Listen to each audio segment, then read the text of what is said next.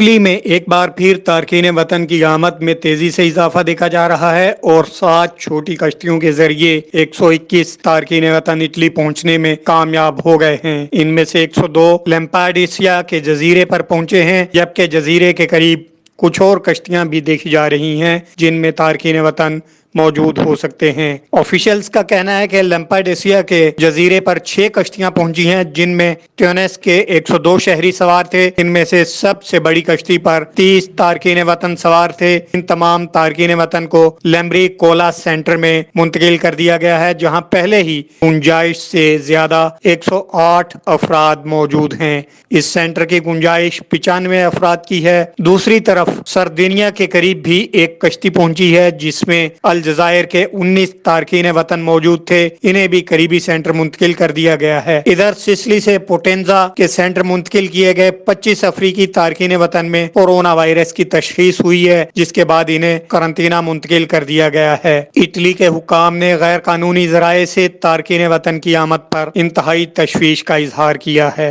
اور اسے ایک غیر قانونی فعل قرار دیتے ہوئے اس کی سخت الفاظ میں مذمت کی ہے۔